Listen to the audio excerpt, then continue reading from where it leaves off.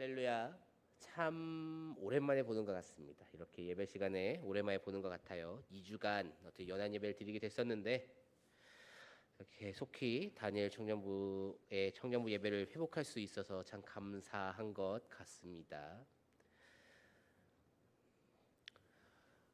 성경 통독의 범위가 어느새 이사야서를 넘어갔습니다. 어느새 예레미야에 진입했어요.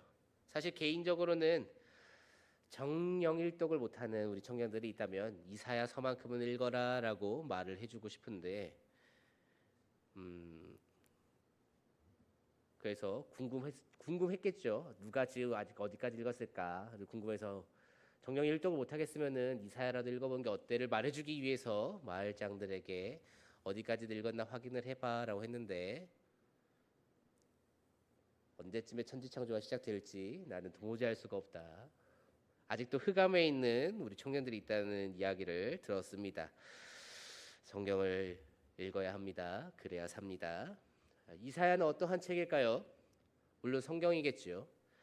특별히 하나님의 백성들이 저지른 죄로 인한 심판과 그렇게 버림받은 백성들이 다시금 회복되어지는 이야기가 기록되어진 책이 이사야서입니다. 하나님의 분노, 하나님의 심판, 그리고 하나님의 사랑, 하나님께서 주시는 은혜, 모든 것이 다 기록되어져 있다라는 것이죠. 오늘 말씀은 그러한 이사야서에서도 가장 마지막인 66장 내용입니다. 그 앞에가 분노와 어떠한 심판과 관련된 내용이었으니까 이 66장은 결국에 사랑과 회복이 나오겠지요. 오늘이 이사야 66장의 말씀을 통해서 우리는 무엇을 소망해야 하고 또 무엇을 주의해야 하는지 함께 살펴보는 시간이 되기를 소망합니다. 그러면서 우리 다니엘 청년부가 한층 더, 한 걸음 더 앞으로 나아가기 위해서는 어떤 것을 결단해야 되는지를 스스로 생각할 수 있는 그러한 시간이 되기를 주님의 이름으로 축복합니다. 오늘 말씀에서 먼저 우리가 볼 수 있는 특징 중에 하나는 거짓된 자들을 향한 심판을 볼 수 있습니다. 거짓된 자들을 향한 심판의 메시지가 기록되어져 있는 것을 우리는 오늘 볼 수 있는데요. 3절부터 6절까지의 말씀에 그러한 내용이 담겨져 있어요. 그런데 그 중에서 특별히 4절 말씀을 한번 읽어보도록 하겠습니다. 나 또한 유혹을 그들에게 택하여 주며 그들이 무서워하는 것을 그들에게 임하게 하리니 이는 내가 불러도 대답하는 자가 없으며 내가 말하여도 그들이 듣지 않고 오직 나의 목전에서 악을 행하며 내가 기뻐하지 아니하는 것을 택하였음이라 하시니라. 아멘. 무슨 말씀인가요? 다시 떠올리기에는 너무 말씀이 길죠. 무슨 내용이었지? 하고 생각을 해도 하시니라 네 글자가 기억나지 앞에 있는 글자는 기억나지 않으리라 생각이 듭니다. 이스라엘 백성들이 거짓으로 예배를 드려요. 거짓으로 예배를 드리는 그들을 하나님께서 치시겠다라는 말씀이죠. 하나님께 드려야 하는 예배임에도 하나님께 드려야 하는 그러한 제사임에도 불구하고 하나님을 생각하지 않고 하나님의 말씀에 순종하지 않은 채 저들이 제사를 올려드립니다. 그러니까 하나님께서 그렇게 올려주는 그 제사 그딴 거나 받지 않는다라고 말씀하시면서 반대로 도리어 너희가 그따위로 내게 행동하니 나도 그따위로 너희에게 갚아주겠다 하시며 그들이 두려워하는 것을 임하게 하겠다라고 경고하시지요. 그들을 유혹에 넘어뜨리시며 그들이 두려워하는 것을 그들에게 보내시겠다 말씀하십니다. 그리고 그 까닭에 대해서 그 이유에 대해서 나의 목전에서 악을 행하며 내가 기뻐하지 아니하는 것을 택하였음이라라고 말씀하십니다. 우리가 오늘 말씀을 통해서 한 가지 생각해 보아야 하는 것은 하나님께서는 예배드리는 자도 치신다라는 것입니다. 조금 더 정확하게 말을 하면은 거짓으로 예배하는 자를 하나님은 치십니다. 거짓으로 예배드린다는 것이 곧 무엇을 말해주나요? 거짓으로 예배드린다는 것은 하나님을 속이는 것을 말해줍니다. 누가 하나님을 속입니까? 하나님이 아닌 다른 것을 취하려는 자들이 하나님을 속입니다. 이 정도는 어쩔 수 없어 라고 말을 하면서 타협을 하거나 아니면 이것은 내가 아니라 나의 욕심이 아니라 하나님께 드리기 위해서 가장 좋은 것을 내가 일단은 챙겨둔 거야 라고 말을 하는 사람이다. 결국에는 자기 자신과 타협하는 그러한 사람들, 하나님께서 그러한 사람들을 가증스럽게 여기신다라는 것이죠.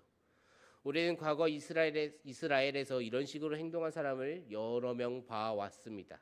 특별히 그 중에 초대왕 사울이라는 사람을 생각해 봤을 때 그 또한 그러한 실수를 범하였음을, 아니 실수가 아니라 그러한 죄악을 범하였음을 우리는 알고 있죠.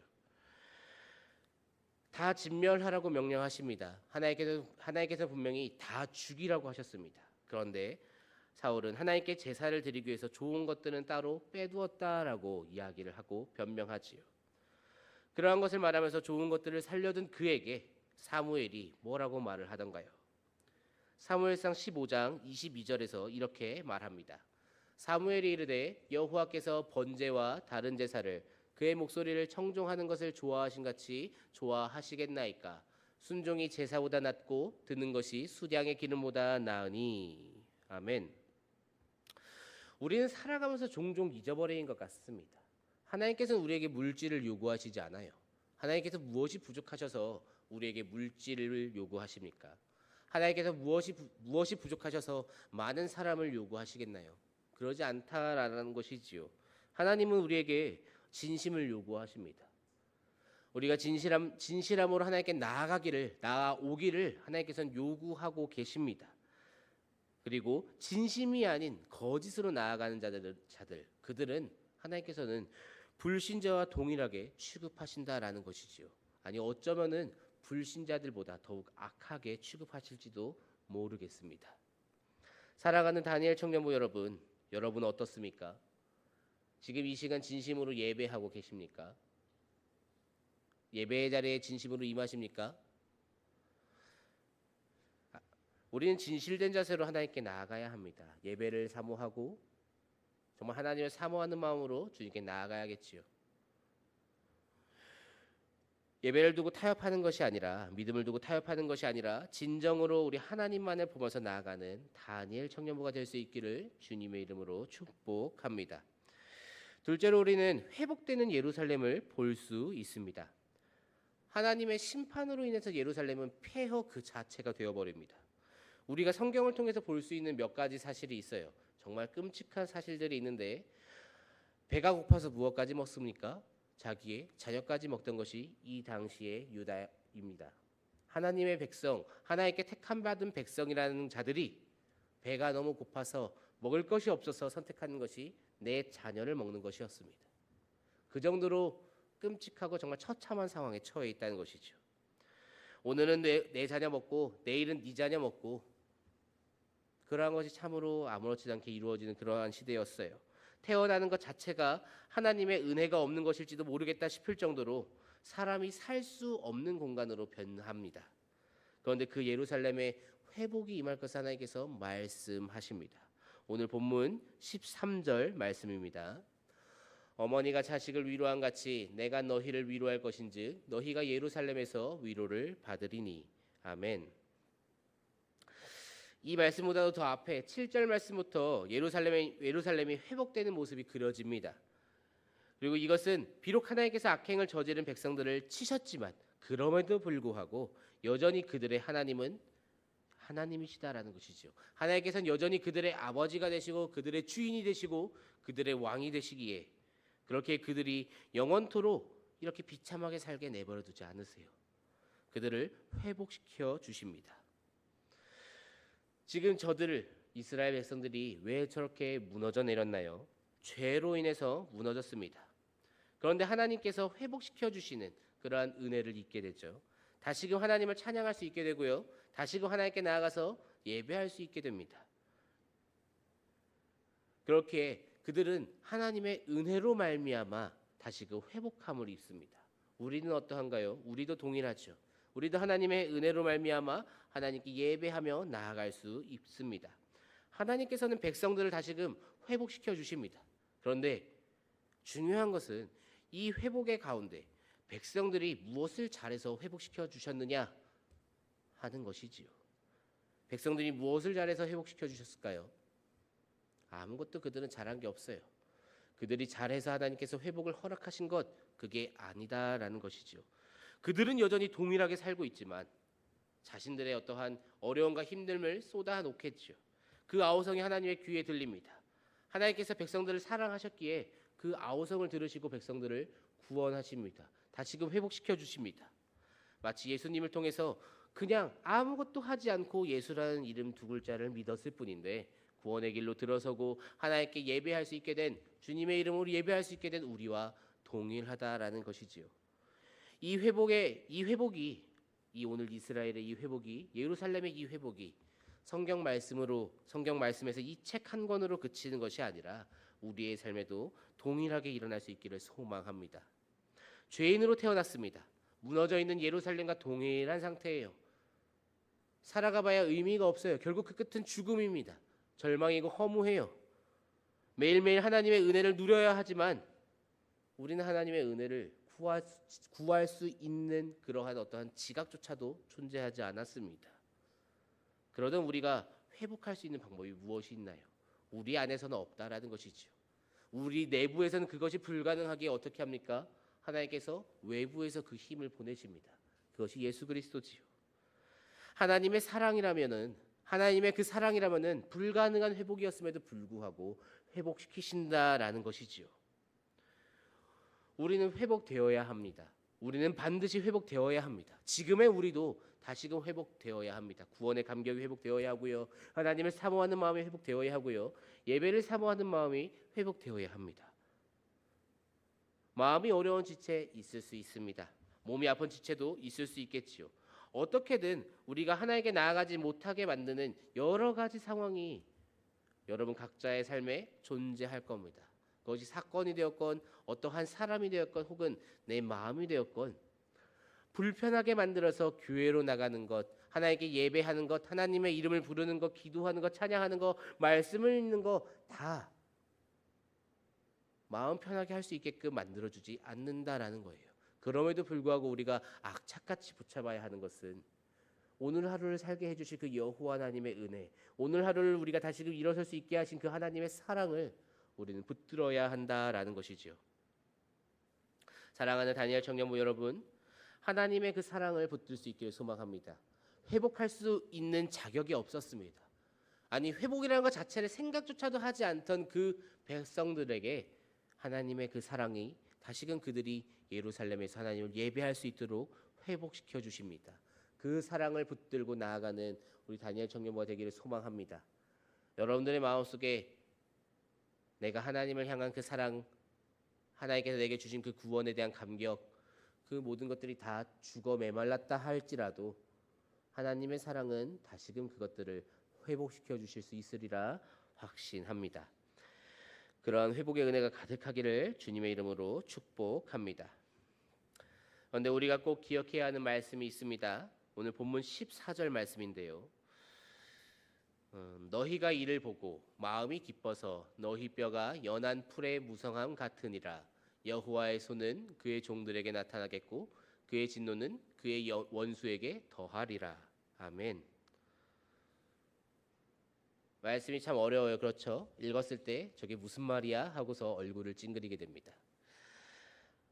쉽게 말하면 심판의 때에는 심판의 때, 그리고 회복의 때에는 회복의 때. 아니 무슨 말이죠? 심판의 때에는 심판만이, 회복의 때에는 회복만이 일어난다라는 것이 아닙니다. 두 사건이 동시에 일어날 것이라는 거죠. 두 사건이 동시에 일어나는 때, 심판과 회복이 동시에 일어나는 때를 우리는 알고 있습니다. 최후 심판의 날이라고 불리는 그 날, 최후의 날이라 불리는 그 날이죠. 이사야서는 성경에서 또 다른 이름이 있어요. 작은 성경이라고 불리는 것이 이사야서입니다. 이사야의 66장의 말씀 중에 39장까지의 말씀은 하나님의 통치하심과 백성들의 죄와 그리고 그 죄로 인한 심판을 다루고 있고요. 그 이후 66장까지의 말씀은 하나님의 사랑과 백성들을 다시금 회복시키시는 그러한 내용이 담겨져 있습니다. 자, 39장과 27장으로 구성되어져 있다는 얘기예요. 어디서 많이 본 구조지요. 우리의 성경이 구약 성경이 39권이고 신약 성경이 27권인데 동일한 구조에 동일한 메시지로 반복돼서 이야기하기 때문에 이 이사야서를 가리켜서 마치 구약과 신약 같다라고 이야기하며 작은 성경이라고 말하는 사람들이 있습니다. 그 마무리에 최후의 심판과 같이 누군가에게는 심판을 또 누군가에게는 회복을 주시는 그 하나님이 등장합니다. 여러분은 그 두 가지 중에 어떠한 것을 누리고 싶으신가요? 심판입니까? 아니면 회복입니까? 여러분들의 삶이 그 삶의 끝이 회복이기를 소망합니다. 그러기 위해서 우리는 정말 신앙생활 잘 해야겠지요. 예배를 사모하기를 바란다고 제가 오늘 말씀을 시작하면서부터 이야기를 했을 겁니다. 한 가지 물어볼까요? 제가 오늘 왜 하필 오늘 다니엘 청년부 예배를 다시금 재개하겠다라고 결단했을까요? 지금 이 예배가 시작됨으로써 누가 가장 힘들까요? 제가 가장 힘들겠죠. 그렇겠죠? 저는 일주일에 지금 장난이 아닙니다. 제가 가장 힘든데 그 힘든데도 불구하고 내가 이것을 결정한 것은 지난 2주간 살펴보니까 주일에 너무 약속들을 많이 잡아요. 예배를 사모하지 않고 하나님께 나오는 것을 사모하지 않는 모습이 너무 눈에 훤히 보입니다. 그 모습을 보면서 많이 기도하고 고민했습니다. 어떻게 해야 할까? 어떻게 해야 이들이 하나님을 조금 더 바라보게 할까? 그래서 다시금 예배를 회복하기로 한 겁니다. 사랑하는 다니엘 청년부 여러분, 하나님의 사랑을 가볍게 여기지 말아주시기를 소망합니다. 하나님의 사랑은 정말 값없이 우리에게 주어진 것이지만 그것은 값없는 것이 아니에요. 이 세상 그 무엇보다 귀하다는 창조주가 직접 인간의 몸을 입고 내려와서 죽음으로 인해 하신 일이 기껏해야 피조물을 살리는 일입니다. 그런데 그것을 가능하게끔 만든 것이 그 하나님의 사랑이라고요. 가벼운 무게가 아닙니다. 우리는 그 가볍지 않은 무게를 입었음에도 그 누구보다 가볍게 살아갑니다. 신앙생활에 있어서만큼은요.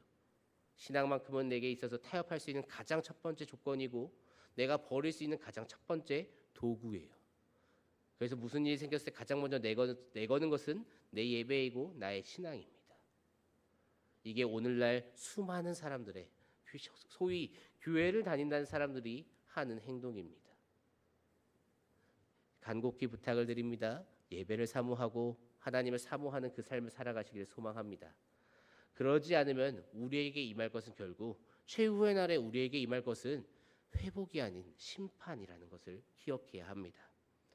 나는 하나님의 백성이다. 나는 하나님의 자녀이다라는 그 정체성을 잊는 그 순간 하나님께서도 동일하게 잊어주신다는 것이죠. 나는 너희의 주인이다. 나는 너희의 왕이다라는 그 정체성을 하나님이 내려놓으시는 순간 우리는 죽어요.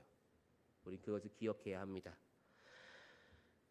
우리에게 주신 그 사명, 하나님 백성으로서의 그 소명을 잘 끝까지 감당해내시면서 새 하늘과 새 땅을 바라보면서 이번 한 주도 거룩함을 회복하고 정결함을 회복하며 지켜내며 살아가시는 저와 우리 다니엘 청년부가 될 수 있기를 주님의 이름으로 축복합니다.